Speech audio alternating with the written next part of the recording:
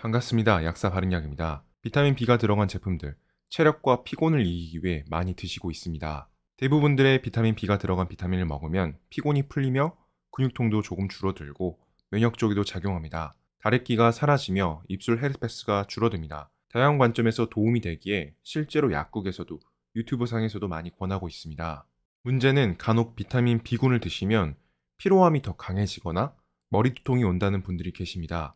그리고 비타민 B군은 원래 잘 먹었었는데 특정한 날에 갑자기 오히려 피곤함이 강해지는 분들도 있습니다. 결론부터 말씀드리면 비타민을 먹을 때마다 피곤함을 느끼거나 두통을 느끼시는 분들은 저함량 비타민 B군으로 가시는 게 더 좋습니다. 일정량의 비타민만 들어가도 이분들에게는 충분히 효과적입니다.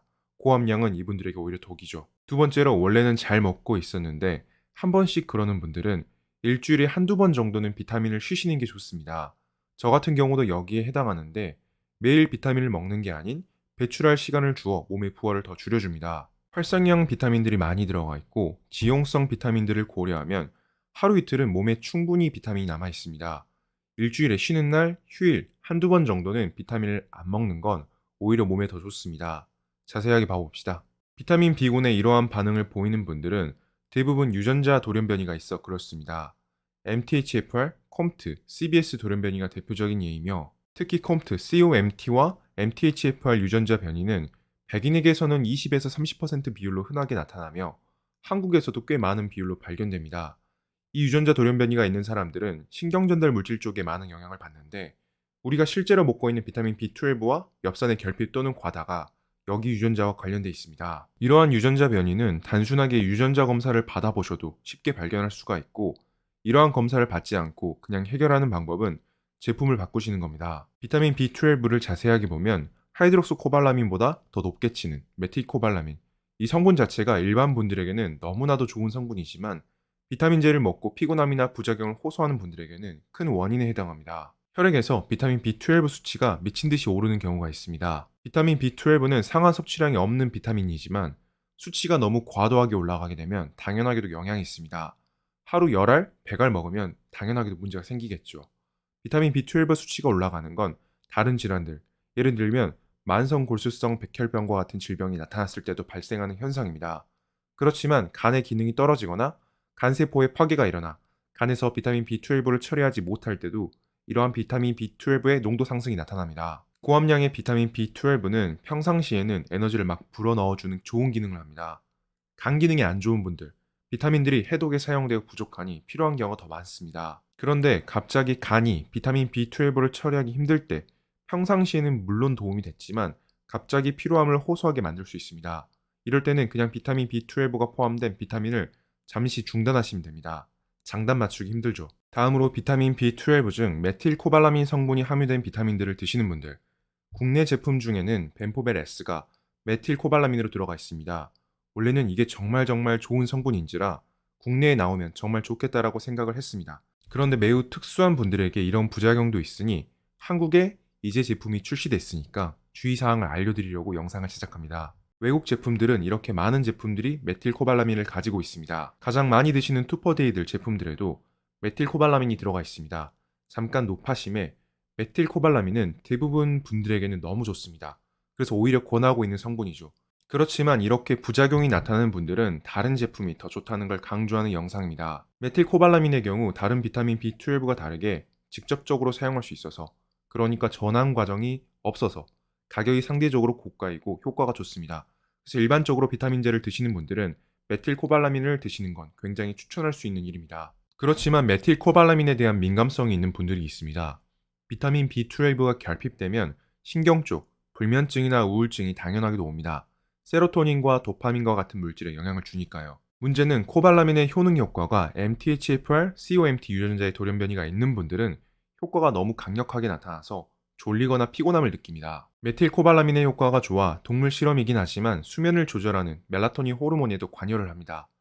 이러한 신경 비타민적인 특성과 특정 유전자 돌연변이로 인해 메틸코발라민의 효과가 강하게 오는 분들은 졸음을 피로감으로 받아들이고 실제로 매우 힘들어합니다. 실제로 병원 처방에서 나오는 메코민의 경우 메틸코발라민, 메코발라민 성분 단일 성분으로 들어가 있고 유효 용량에 해당합니다.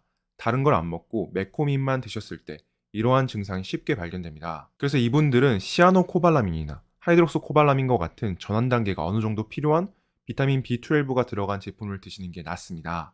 또한 메틸코발라민을 제외하고 이러한 증상이 매우 감소하므로 아데노실코발라민과 같은 좋은 코발라민을 또한 드실 수 있지만 몸에서 비타민 B12를 처리하기 힘들어 효과가 강하게 오는 것인지 MTHFR 유전자 돌연변이에 의한 메티라 때문인지 굉장히 구분하기 어려우므로 메티라가 아예 없는 시아노코발라민 또는 하이드록시코발라민을 드시는 게 좋습니다.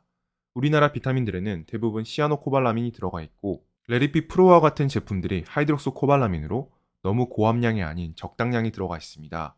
그래서 초기에 비타민을 시작하거나 줄이는 비타민으로 괜찮은 선택입니다. 또한 비타민 B6인 피리독신도 신경 비타민에 해당하여 여기에 관여되기도 합니다. 특히 CBS 유전자, 시스타티온 베타 신테이즈와 관련된 유전자로 유전자형에 따라서 세분화합니다. 각 유전자 변이마다 특성이 다릅니다.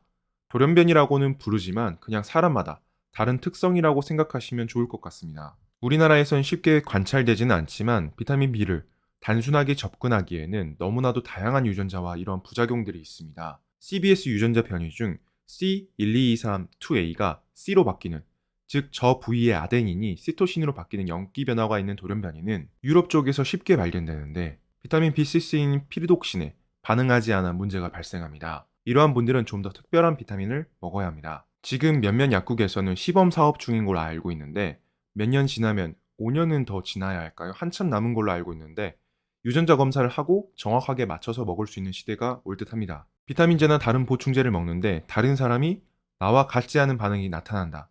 그럴 수 있습니다. 약물 유전체학의 발달로 최근에는 개개인의 유전자를 자세하게 볼 수 있게 되었는데 MTHFR 그리고 COMT, CBS 그리고 그 안에 소분류까지 하면 꽤 다양하게 많습니다. 우리나라에서는 아직 소개가 많이 되진 않았지만 이미 활발하게 연구가 되고 있는 주제입니다. 약물 유전체학에서 약물 반응은 총 4가지로 나눕니다. 같은 약을 먹어도 반응이 4가지로 바뀔 수 있다는 겁니다. 특정 유전자 변이가 있는 분들, 비타민 B12가 고함량으로 된 걸 드시거나 또는 메틸화된, 메틸코발라민으로 된 제품을 드시면 치료 효과도 없고 부작용만 있는 사례에 해당할 수 있습니다. 혹시 먹고 이런 부작용이 나타난다면 단순히 제품을 중단하거나 바꾸시는 것만으로 충분히 효과가 있으니 다른 분들과 다르더라도 당황하지 마시고 그럴 수 있다고 생각하시는 게 좋습니다. 비타민들을 고르실 때 고함량 비타민도 정말 좋지만 자신에게 맞는 비타민을 고르는 게 중요합니다. 무조건 고함량 비타민이 능사는 아닙니다. 고함량 비타민들을 드시면 비타민 B12뿐만 아니라 아연, 피리독신, 다양한 비타민들이 다양하게 들어가 있습니다. 그리고 이 고함량에 민감성을 가진 분들이 계십니다. 종합 비타민은 한 번에 먹기 위함인데 하나하나 제외하면서 먹기는 힘듭니다.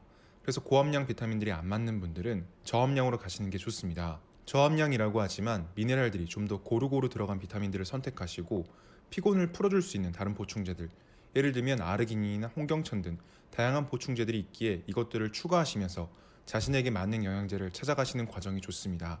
자신에게 맞는 비타민을 찾는 과정에 영상이 조금이라도 도움이 되셨으면 합니다. 감사합니다.